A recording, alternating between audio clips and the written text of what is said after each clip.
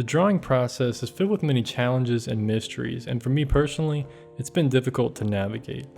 But in this video, I want to share with you some tips that will help you navigate the drawing process a little more easily. Let's get into the first tip.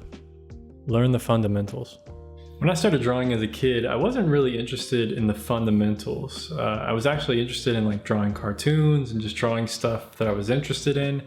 For me, it was it was a creative outlet. It was a hobby. It was something fun and new. And I think it's the same for many beginners. And you're not really focused on the fundamentals. I wasn't worried about value or edges or texture, shading. I wasn't worried about any of that stuff. I really just had a goal in my mind of man, I want to draw these cartoons that I see on TV and stuff. And it was just a fun thing. But once I got older, I grew older, I became a teenager, I started delving in more into the fundamentals. When I was in high school and then especially in college, I started really focusing on value, all these different fundamentals. There's many different fundamentals. I just want to share with you the importance of kind of going back to the fundamentals, because that's kind of what I did when I started out. Obviously, I started out as a kid and I was just drawing aimlessly, having fun, practicing with hand-eye coordination and just being interested in what I was drawing and having fun. And then as I got more serious about it, I went back to the fundamentals and applied that to my drawings. And that really brought my artwork to the next level. If you're a beginner, or if you've been drawing for a year or so, or a few months, or a couple years, it's always good to go back to the fundamentals or learn the fundamentals to begin with and start applying those principles and those concepts to your drawing now. And I think you'll find that your drawings will improve. Draw from life, and often. So this is also another one that I didn't really do until recently, in the last 10 years or so, maybe the last 8 years. I started really drawing from life, painting from life, and I started drawing a lot more, especially this year. I've been doing live streams 5 days a week when I can, if I can.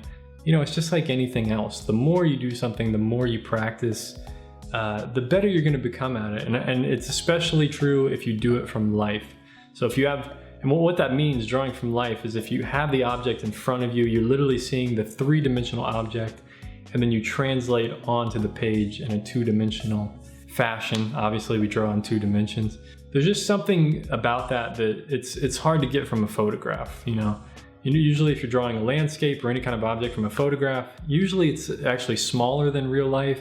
It's already flattened for you, so it kind of makes it a little bit easier. But when you're drawing from life, it really gives you more of a challenge and more freedom to interpret that three-dimensional object and try to flatten it on the page. It just it gives your brain another kind of workout, so to speak. When I started painting from life plein air, actually I have a whole channel where I do plein air adventures in watercolor, and I do a lot of videos on there, over 100 episodes now. I noticed once I started painting from life that the quality of my paintings just went through the roof. Draw from life and draw often, and I'm sure you'll notice a difference in your drawings.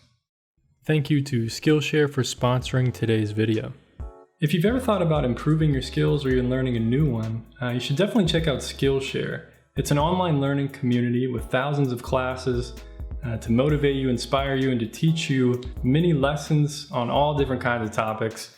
They have classes for photography, animation, graphic design, illustration, fine art, painting, drawing, bunch of different stuff. Definitely recommend checking out. I've actually used them in the past for my day job.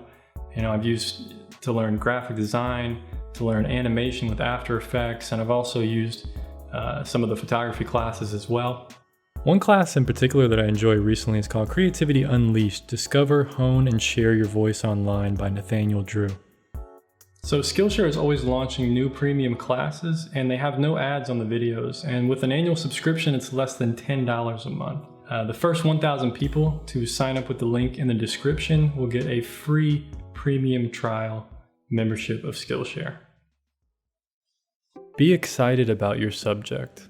This may seem very common sense. Of course you want to draw things that you're interested in, because if you're not interested in it, then you're not going to want to draw it. But I know for myself personally, and I've seen it with many other people, I think especially if you're interested in making a YouTube channel or maybe getting commissions and selling, making money from it, there's a lot of people that will draw things that they're not interested in. To do commissions, they'll start doing portraits or something when they'd rather be doing landscapes or some other kind of fantasy drawing or something. And they do that just to make money. And I think that's the wrong way to go about it. So for me personally, I like drawing animals. I like drawing landscapes, architecture, stuff like that.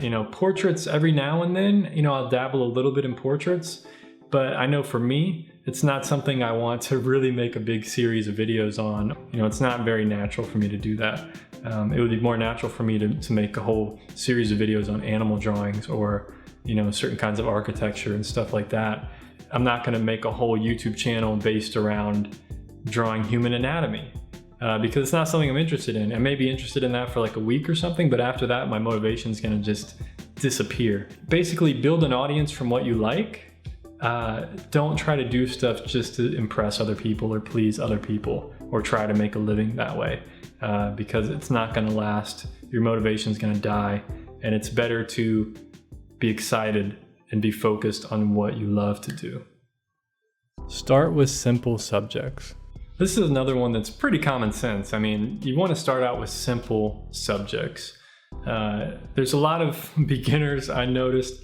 They send me messages, contact me, Instagram, Facebook, everywhere, here on YouTube as well, that they want to start off drawing human portraits or human anatomy or figures right away. This is the first thing they want to learn to draw. They haven't even started drawing. They don't even have the materials.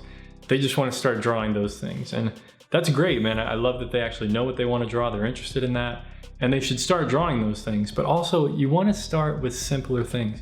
You got to start somewhere. And you got to build up your confidence slowly. So definitely start out with something simple. A simple cup in front of you. Put it on the table. See if you can draw that. If you can draw that really well, okay, then start moving on to something a little more challenging.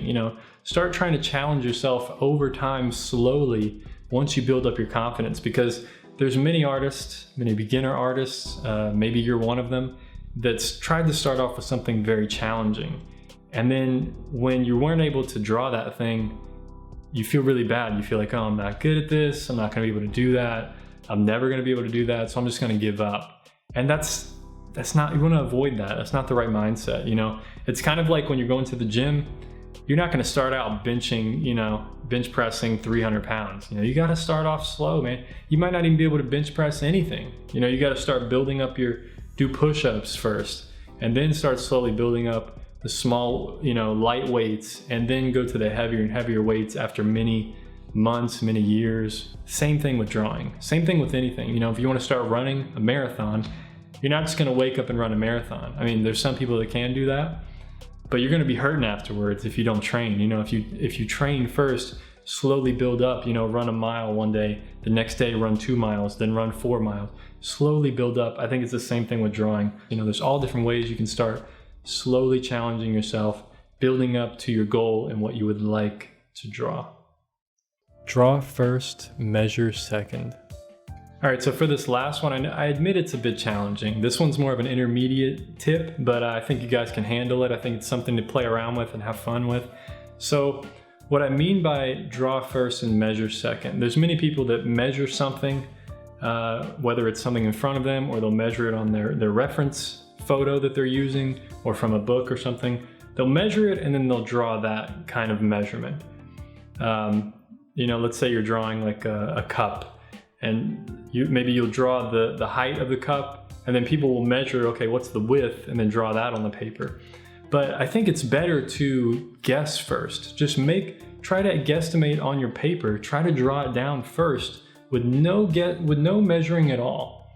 Really try to get your hand-eye coordination. Use your brain to mentally try to guess the proportions. And the reason for doing this is just like what I said in the last tip, is to work out your mind, get your brain working out. Because if you measure everything first and then you just draw it, you're not really using your brain. You're not really guesstimating. And over time, you're going to get better at estimating proportions, estimating, height versus width, length versus height, stuff like that.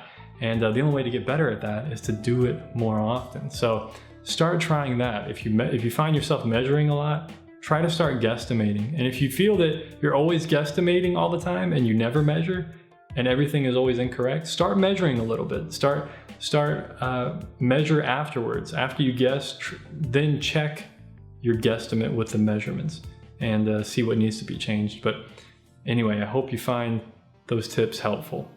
So if you like this video, please give it a thumbs up. Be sure to like, share, and subscribe. And leave a comment down below. Let me know what you guys think of these tips, if they're helpful for you. And leave any other tips that you think would be helpful for others. I'd love to hear from you. And I'll see you on the next one.